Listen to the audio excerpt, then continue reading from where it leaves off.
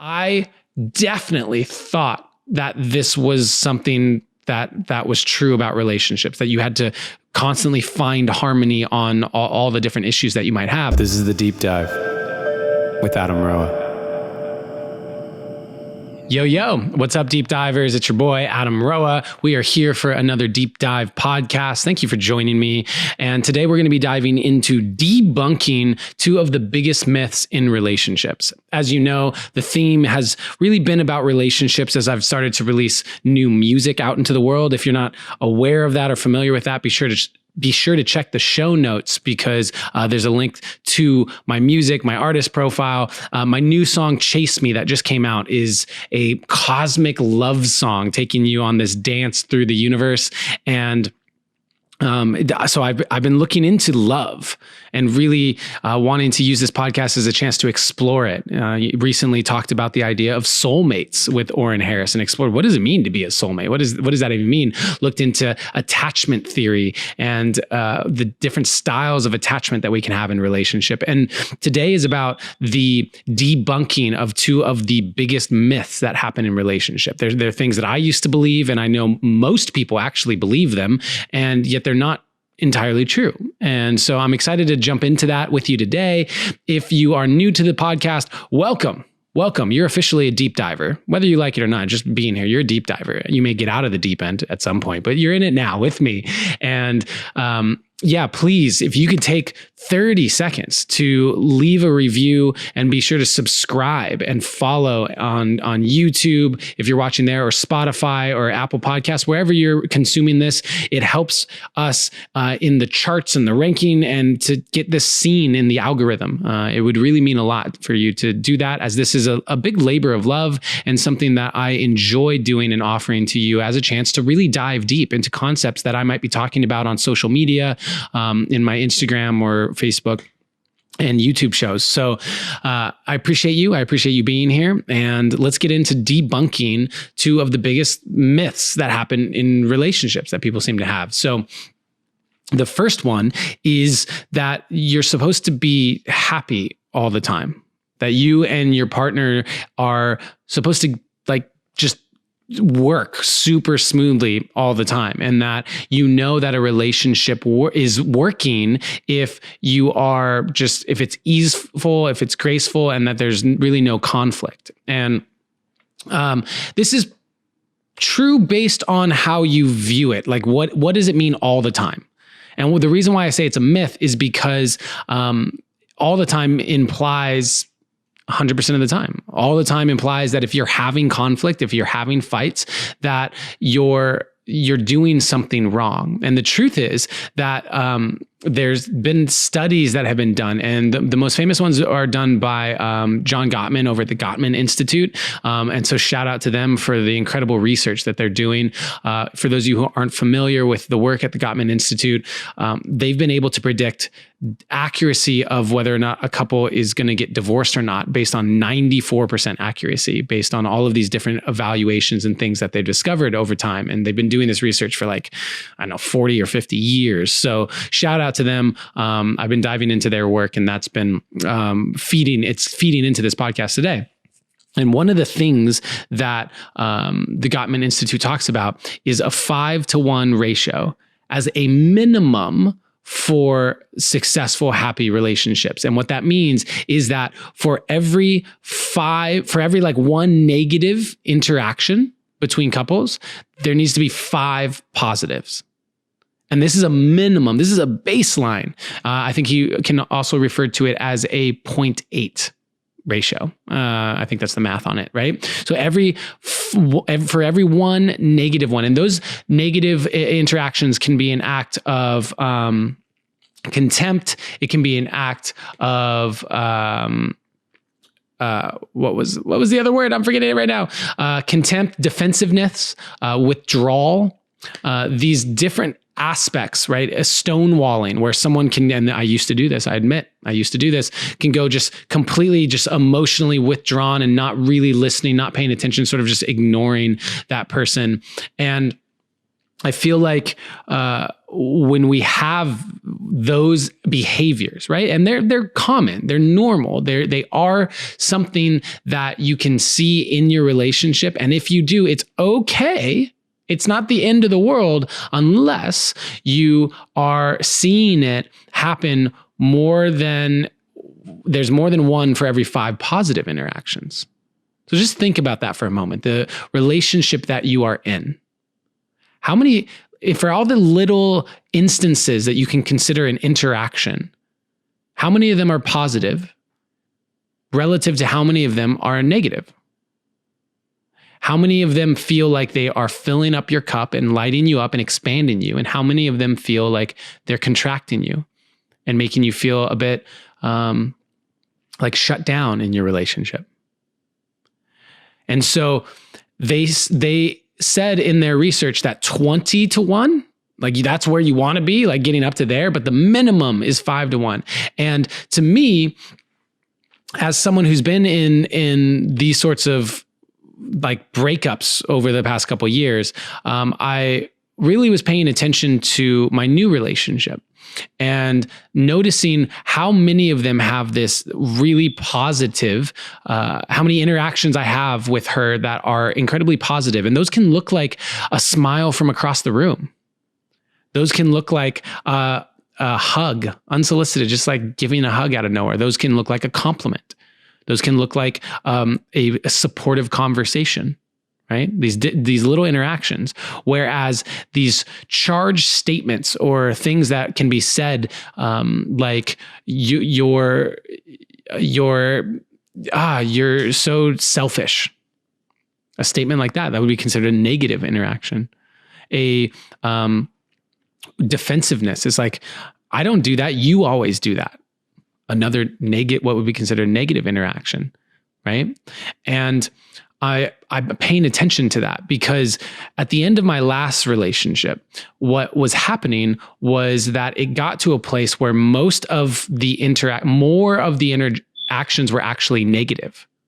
There were more interactions that I was having where it felt like I was judgmental or I was afraid of being judged. There were statements of what I didn't want to do with the person rather than statements of what I did want to do with the person. There was a lack of physical touch. There was actually feelings of like when I was being physically touched at the time, I was going through so much physically too with my detoxing and working on my PTSD that it was like being touched physically was something that actually triggered me. And had me feel upset and unsafe. And so that aspect, that ratio shifted. Okay. And so it's something for you to pay attention to. When people are in unhealthy relationship dynamics, even abusive relationship dynamics, think about this just even if it's not for yourself, how often they might be moving through their relationship on eggshells, constantly feeling like their partner is just telling them that they're not enough, that they're not worthy, that they're ugly, that they're stupid. Like that happens for people. For some of you, that might be your reality. How often do you get that smile, that wink, that supportive statement, that compliment? And so in the research, 5 positive interactions for each 1 negative interaction as a baseline. But it doesn't have to be perfect all the time. If you're at 7-1 or 8-1, you're actually doing okay. It doesn't mean it's the end of the world. You can improve that, and I would suggest that you try. But you don't have to be happy all the time. And that leads to kind of the next big myth that I want to debunk, which is that you need to fix the problems. Like that you actually need to fix the disagreements that you have with your partner. I definitely thought that this was something that was true about relationships, that you had to constantly find harmony on all the different issues that you might have. But the truth is that 69% of long-term relationship and couples, 69% of problems, 69% of problems don't actually get resolved in long-term relationships because they're based on the like differences of who they are as people. 69% of disagreements don't actually resolve, they come back. So I'll give you an example. In my nearly 10-year relationship, one of the biggest problems that we would say, this issue that kept coming back, was her driving. I just couldn't deal with her driving. I felt so unsafe. It came to a head one time when I was the passenger in her car, and she rear-ended someone. The airbag went off, and my hand was out, and it damaged my wrist, and I needed surgery. So that came to a head. And did that help? No. It continued to be something where now it was just more of an issue. And the thing is, I thought that needed to be resolved. I thought that we had to fix that problem if we were going to have a healthy, successful relationship. And the truth is that 69% of issues between couples don't get resolved. Sure, there's the little things. There's these little ones here and there. As my dog demands to be up on my lap right now.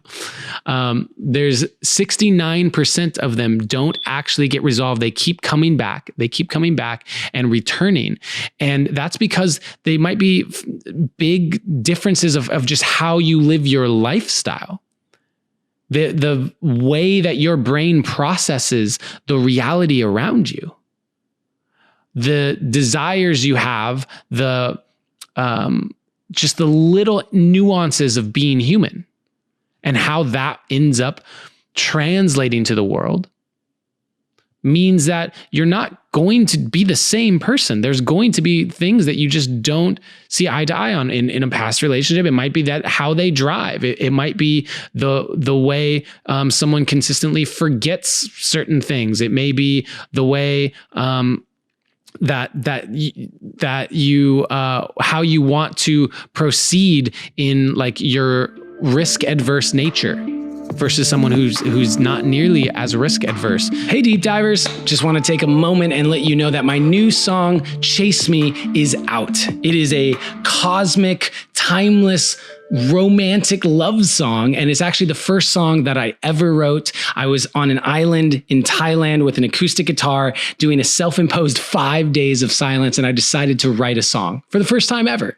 And it's now transformed itself into this beautiful cosmic waltz through the universe. And I'm so happy to say that it is out into the world, as it is the theme. It is giving us context for these podcasts over the next several weeks. I would love it if you would take a moment, go stream it. There's a link in the show notes. I know you'll love it, just like I loved making it. Thank you for being a part of this artistic journey with me. It's about communication.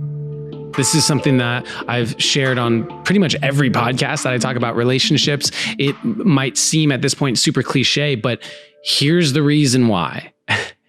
If there's a certain amount of positive interactions that must be had in a ratio to negative interactions, and if there's an understanding that you're not always going to resolve the disagreements, and then it's about how many positive interactions in your communication can you have. Are you going out of your way to generate positive interaction through your communication? Are you complimenting your partner intentionally? Not just like when you notice it, but knowing that that is a huge factor in the long-term success of your relationship, in it being something that can last and something that you can get along and something that fulfills you. Are you intentionally complimenting your partner? When you are in a disagreement, have you made the decision that you have to resolve it? And so therefore you're putting your feet in the sand and saying, this has to happen my way. We have to figure this out. Or are you actually in it saying, you know what, this might be one of those things, like more than half of these little disagreements that we're not going to necessarily see eye to eye on. And can I communicate through this in a way where it doesn't become a big deal? We don't make mountains out of molehills. That's really what's most important, is the level at which you communicate, the level of positivity and love in your communication, because it's not about the result. That's one major takeaway. And another huge takeaway around this, which is related to a different factor that they had in predicting with 94% accuracy which couples would get divorced. One of those factors is that the couples that were kind of destined for divorce, for their relationship to end, when in a disagreement and an argument, those couples had much higher physiological responses, much more stress responses. Their heart rates jumped up significantly more than the couples who were able to actually maintain a level of calm and maintain a level of woosah throughout it. Right. And that doesn't mean that you're not going to get flustered. There's nothing wrong with anger, depending on how it's expressed. But it's about what level of nervous system response happens in the disagreements.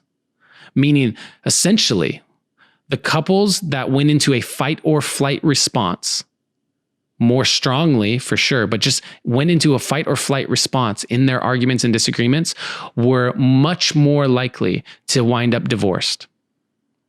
And so what does that mean as a takeaway for us?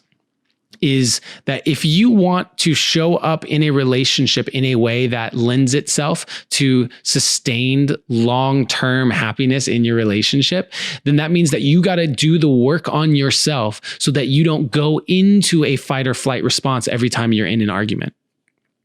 Granted that if you're in an abusive relationship with someone who's going to insult you and threaten you maybe physically, then of course, biologically, you're going to go into a fight or flight response. That is a situation that I highly encourage you to get out of.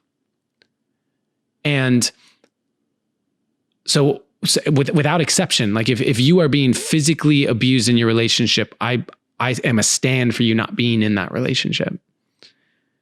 But beyond that, what I'm talking about is just the normal disagreements of like, how could you forget to pick up this at the store?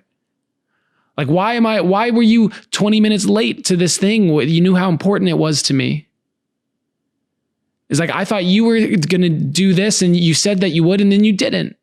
Those sorts of those disagreements, in them, when you're communicating through them, are you in a state of fight or flight? And how do you actually work on that?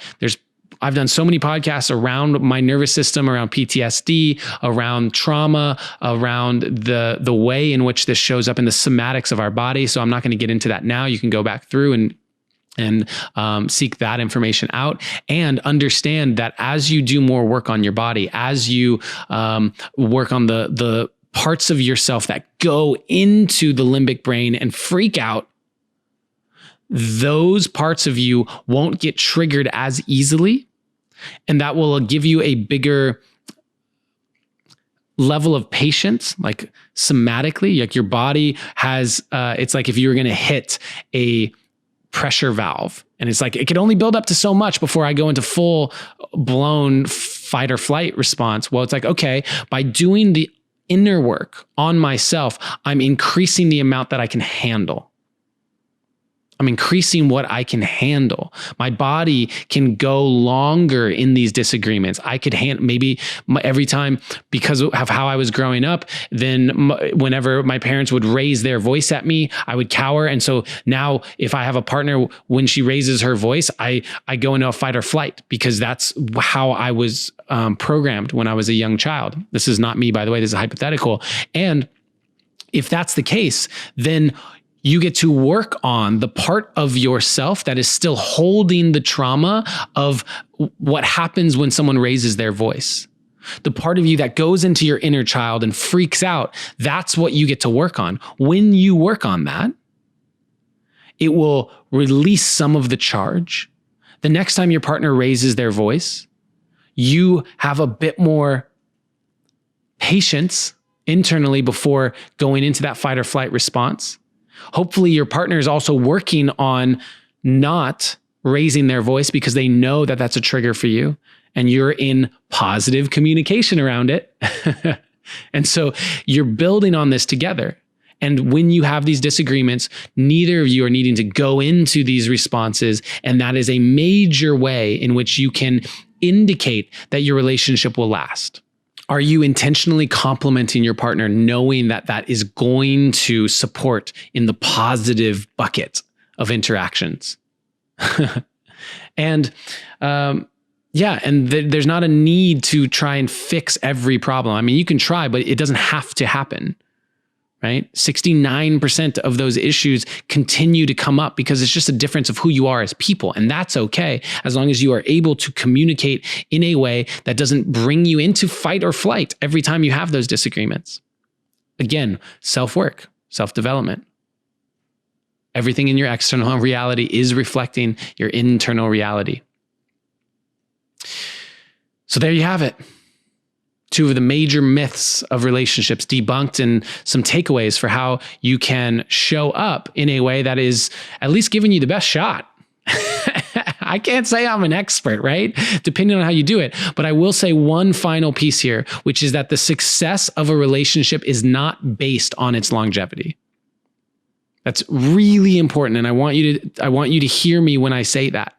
If you are evaluating the success of your relationship based on whether or not it lasts or how long it lasts, then you are doing yourself an incredible disservice.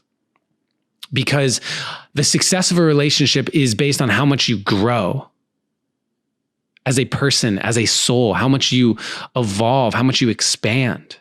That's why we're in any type of relationship. And so, in my opinion, if you can start to view the 3-month, 4-month, 5-month relationship and all the amount of growth you had in it as a success, and realize that there are people in 5-year marriages that are kind of the same person. They didn't allow themselves to express. They didn't really grow. That 5-month relationship, in my opinion, is a far more successful relationship. So understand that everything I've shared with you today is about how to give you the tools to stay in relationship with someone you want to be in relationship with. The tools for how to nourish each other, not how to force yourself or continue to be in something that you know is not serving you. I hope this has been helpful for you, deep divers. I appreciate your time today, and big shout out Gottman Institute for all the work that they are doing on relationships and divorce and marriage. It's incredible if you want to go and check them out. I want to remind you that always, in all ways, you are seen, you are heard, and you are loved. If this has been helpful for you, please help share it out, shout it out on social media, send it to someone you love who could benefit from the information. Much love, everybody.